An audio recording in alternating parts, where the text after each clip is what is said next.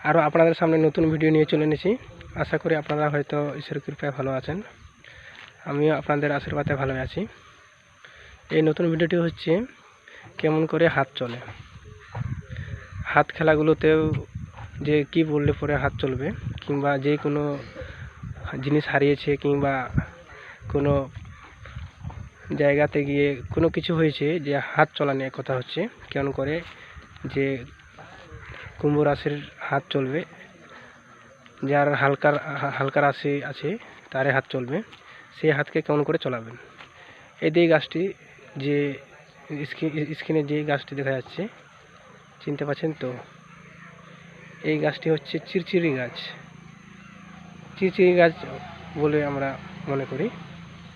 এই চিরচিরি গাছ আপনারা শিকড়টি নেবেন, নেওয়ার পরে সেই হাতের ঠিক মাঝামাঝিগুলোতে, ঠিক হাতের মাঝে রাখবেন। এই ঠিক এই জায়গাতে রাখবেন। রাখার পরে এই জিনিসটি বলবেন 3 বার, পূর্ব পশ্চিম উত্তর দক্ষিণ নদী নালা পর্বত এই হাতের তালকুর বিষকে উঠায় গুরু গিয়ে মা বিশ্বরী শাড়ি কামড় গুরু দহায় উঠায়। এই বলে 3 বার ফু দিবেন। আরেকবার বলে দিই, মনোযোগ দিয়ে শুনুন। পূর্ব পশ্চিম উত্তর দক্ষিণ নদী নালা পর্বত বিষ এই বিষ হাতের তালকুর বিষকে উঠায় গুরু গিয়ে মা বিশ্বরী শাড়ি কামড় গুরু দহায় উঠায়। এই বলে 3 বার ফু দিবেন। 3 বার ফু দেওয়ার পর আপসে আস উঠবে। অথচ যদি নাও উঠে 2বারে, তো আরেকবার ফের বলবেন, রিভার্স করে বলে দিই, ভালো করে শুনুন। পূর্ব পশ্চিম উত্তর দক্ষিণ নদী নালা পর্বত বিষ এই হাতের তালকুর বিষকে উঠায় গুরু গিয়ে মা বিশ্বরী শাড়ি কামড় গুরু দহায় উঠায়। এই বলে 3 বার ফু দিবেন। আর গাছটিকে ঠিক এই জায়গা আঙ্গুলের এই জায়গা, এই মাঝামাঝি জায়গাতে 4টি আঙ্গুল আছে, টোটাল 5টি আঙ্গুল আছে।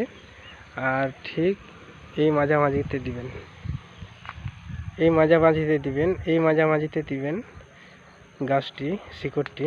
আর 3 বার ফু দেওয়ার পরে, অথচ জলেও সিঁদুর দিয়ে পড়ে নিতে পারেন।